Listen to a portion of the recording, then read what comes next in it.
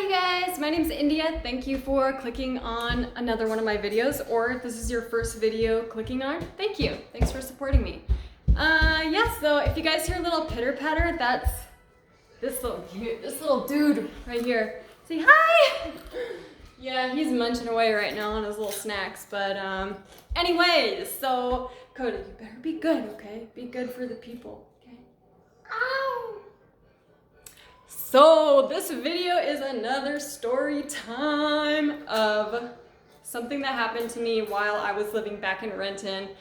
Pretty much circulates around the time that I went to jail for the very first time. Went to juvie many times. It was the first time I actually went to jail and thought my life was over when I was going to jail, but entrusted somebody to watch over my car and my dog. My little teacup. Maybe if I can figure out how to do this tech savvy stuff, I will insert a picture, but hopefully, if not, she's just the cutest little doggy in the world. If you guys seen her, she's so cute.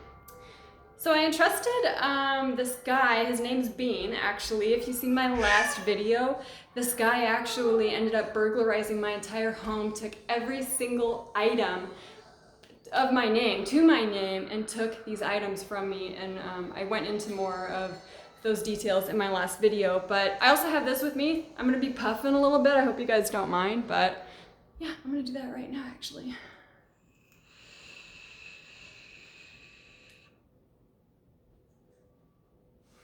It's all organic and it's water vapor, no nicotine in here, so please don't hit me with those comments that talk about it's unhealthy, you know, you got a baby in there.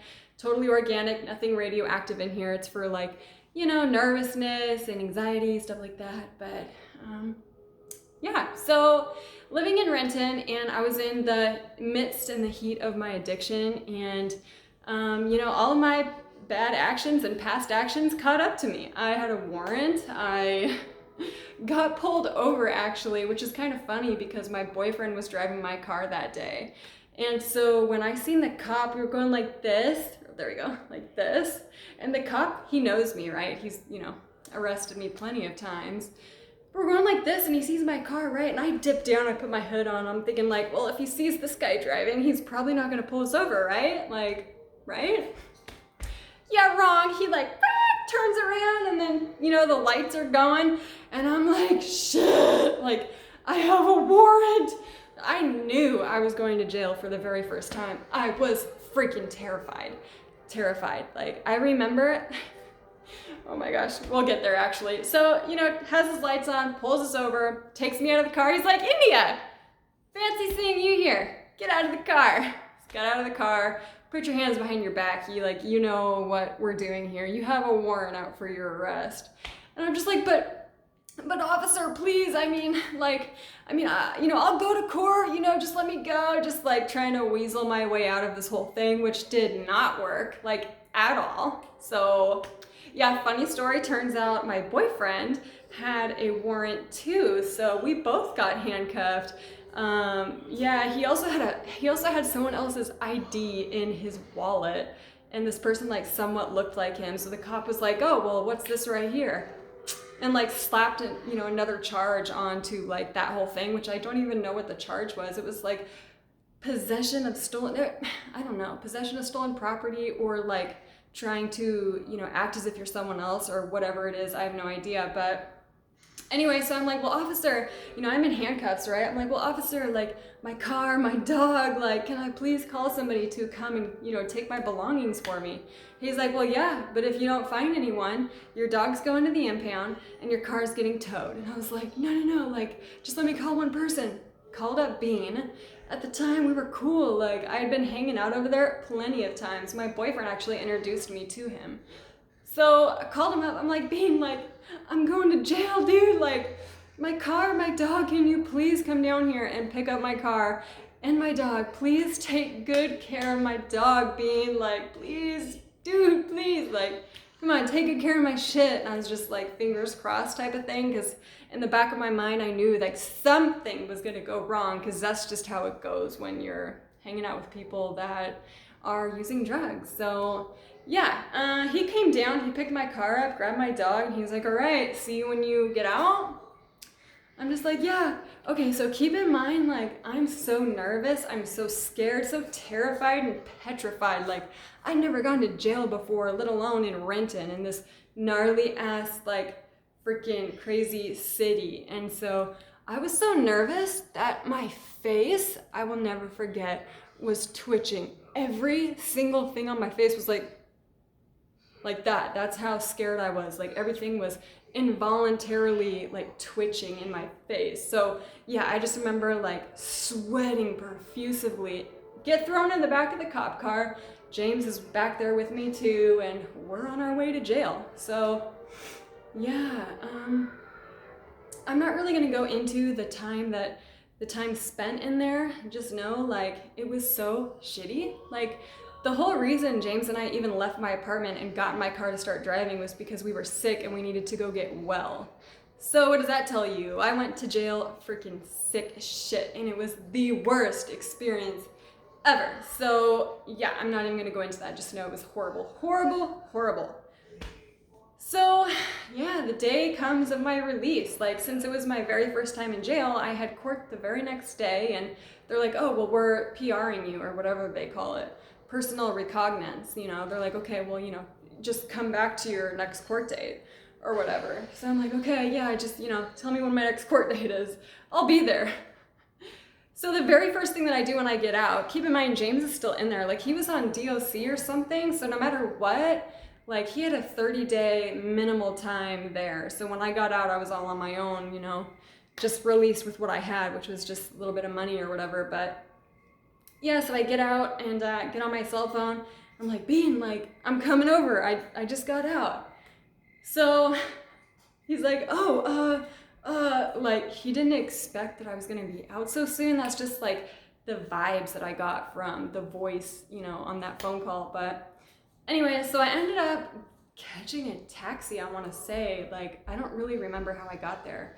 But yeah, I ended up showing up to his house. And the very first thing I noticed was my car was up on a jack or whatever. One of the tires were off. Not to mention, my car window was busted out and the hood was up. What else? That's all I seen at the moment of just first glance. So just first glance, I was like, oh, like, what the fuck, you know, like, whose ass do I need to beat type of thing. And so I run up to the door, open the door, didn't even knock, just opened the door, went inside, and I was like, Bean, like, what happened to my damn car? Like, where's my dog, actually? Like, I don't even want to know. I don't care right now. Just show me where my dog is, and then I will go back to what the F is going on over here. And he's like, yeah, she's here. She's fine. She's running around somewhere. So I'm like running through the house trying to find my dog. And she was in this room with these other two junkies that lived there. I say junkies a lot just because, like, I even called myself a junkie when I was using, but just, you know that I'm not being evil or mean or whatever. It's just, you know, reclaiming that whole, you know, thing. But anyway, so I opened the door and there's my dog. Her name's Drama. So I seen her and she was so excited to see me. Like, she'd never been away from me for that long before. So she was just super excited to see me. And so the woman and the man, they're both dating. They're the ones who shared, you know, one room over here. She came out and she's like, oh my gosh, like, you know, your dog is so sweet. I love her so much, you know, like, I didn't know if you were ever coming back, but if you didn't, like, I wouldn't be mad. And I'm just like, yeah, I'm back, bitch. This is my dog. Like, but I was like, you know what? Thank you though so much for taking good care of her. Like, she looks good. You know, they also like went out and stole some food for her and like whatever else to keep her healthy. And so I was very, very, very grateful for that whole thing right there. Like, super grateful. So keep in mind, you know, I'm still sick, like very, very sick, sweating. I'm super cold even though it's hot outside, and I'm just super, super withdrawal mode. So I was like, girl, like, can you please hook me up? Like, I got money, like, I'm so sick. This was actually, funny story, actually. This was the beginnings of my very first day smoking the dope instead of shooting it up. Like, I could not find a vein. I didn't have time to wait. I was so sick. And I was like, you know what, let me just try it. Let me just try and smoke it and see what happens. Like, I doubt it's gonna do anything, but I just need to try, right? Because I always felt like smoking it isn't gonna do shit, like, at all. That's what I always told myself. And that's the whole reason I just kept shooting it. But anyway, so she's like, oh girl, I got you, like, come inside, sit down. So I came inside of her room, sat down. She had her like little bong and everything, like dab hitter or whatever. So she loads me up like 4, 5, 6 bowls back to back, and I'm taking hit after hit. Finally, I'm just like, whoa, like I'm starting to get like really tingly, warm, like I'm starting to dry up. I'm not like sweating and like swimming in my own freaking body sweat anymore. And I just felt warmness and like peacefulness. I was just like, oh, thank you so much. Like, holy shit, I didn't know you could get high from smoking it. Yeah, so ever since that day, I started smoking it from then on. Long story short, which is gonna be a whole totally separate video, but I'd been shooting up, you know, at least 10 times a day for many years, and to everywhere you could possibly imagine, like, you know, my neck, my, everywhere on my arms, like everywhere. My legs, my ankles, my fem, my like, dude, list goes on. So everything was gone, dried up. There were no more veins. Like it was, even before I started doing drugs, like it was very hard to find my veins. But yeah, so man, that day though, that was a life changer. You know, that day was a life changer because, you know, I was just so happy that I was actually able to do it the way that I always wanted to do it, just never did do it because the instant gratification of using needles, you know, like that's the only thing I ever knew. So anyways, I'm grateful for that day, like going back previous years. But anyway, so, you know, I'm feeling good now. Like I'm not sick. I have my dog, like we're legit now. Where's Bean at? Because what happened to my little car, my little convertible? It was a 2004, what the F? What kind of car was it? It was a convertible. Dude, I don't even know what it was. I can't even think right now, but it was just a little freaking car, little convertible, 2-door, super cute car, automatic.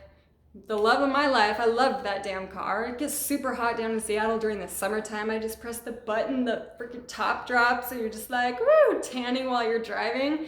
Like, I loved that car. It was super cute too. I even had like this interior that I would put inside of there, and I just loved it. Okay, but anyway, so I'm like, all right, Bean, like we need to go outside. You need to show me like what happened to my freaking car. So we go outside. He's like, okay, let me just start like with the tire. Like, see the tire? It popped, and you know. So me and my buddies, we grabbed the jack and we took the tire off. We just never got to putting a new one back on. And I was like, okay, so I asked you to take my car, keep it safe, but y'all were taking it out for joyrides and you got my tire popped. Okay, next, what else happened to my car? So he's like, all right, well, you see the window? Like, the reason the window is like that is because I lost your keys and I needed to get some of my shit out of there. I was like, so he broke my car window to get some of his shit out instead of taking just a little bit of time and looking for the keys. Like, that's how much of a freaking tweaker this guy was. And I should have known, like, he was gonna do me dirty, you know. But when you're using like that and you're in a situation like that, you try to lift, like, weigh out, like, okay, well, who's the least shittiest person out of the shittiest people I know? Or the only shit people I know. The only people I know in general. And his name came up, so I just had to roll with it. Otherwise, you know, thinking back at it, I should have just not done that at all. You know, I'd just have to pay like $400 or $500 to get my car out of freaking impound. And at least my dog would for sure be safe. You know, I could just go and pick her up out of the pound or wherever they bring animals.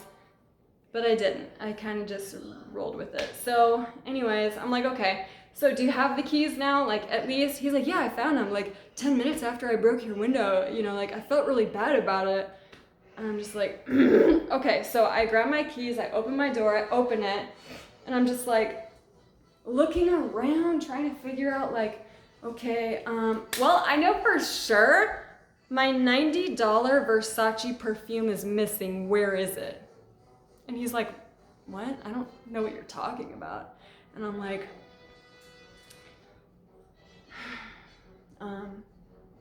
looking around a little bit more, all of my shit that I had in there, all of my personal belongings that I kept in there were gone. And it wasn't like, you know, a huge loss, but yeah, you know, it really did suck just because I trusted him and he let me down like really bad, really bad. But yeah, this whole thing is what led to the destruction and the downfall of his and I's relationship that in the end led us to the point where last video, I should have started off with this, but spoke of more in my last video, which was him completely robbing every single thing I owned, everything I had to my name, because I did some shiesty shit to him because of this whole car thing. So it was like a back and forth type of jab here or there whenever you can get one, and the final punch, you know what, I was gonna say the final punch was him taking everything I owned. Honestly, no, the final punch was the retaliation that I did, and I still actually don't regret till this day, which is probably the little evil person inside of me that just doesn't regret it. I just don't.